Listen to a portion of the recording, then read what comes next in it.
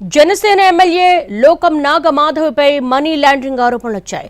2024 ఎన్నికల సమయంలో తన సంస్థ మిరాకిల్ సాఫ్ట్వేర్ సిస్టమ్స్ ద్వారా అక్రమంగా నగదును మళ్లించారని ఆరోపణలు వచ్చాయి.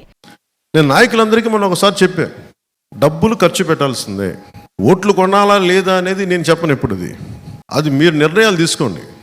అంటే ఆయనకు అన్నీ తెలుసు, ఆయనకి నా అభ్యర్థిత్వం తెలుసు, నేనేం చేయగలనో తెలుసు. ఓట్లు కొనాలా లేదా అనేది నేను చెప్పను. ఎప్పుడు అది మీరు నిర్ణయాలు తీసుకోండి.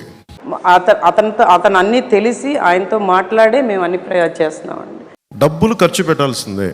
మిరాకిల్ సాఫ్ట్వేర్ సిస్టంలో పనిచేస్తున్న 300 మంది ఉద్యోగుల ఖాతాల్లో 2024 జనవరి నుంచి ఏప్రిల్ వరకు ప్రతి నెలా జీతంతో పాటు అదనంగా 1,00,000 నుంచి 2 లక్షల వరకు నగదు జమ అయ్యేదని, తిరిగి ఆ మొత్తాన్ని సదరు సిబ్బంది నుంచి మాధవి మనుషులు వెనక్కి తీసుకుని ఎన్నికల్లో ఖర్చు చేశారని మాజీ ఉద్యోగి ఆనంద్ ఆరోపిస్తున్నారు.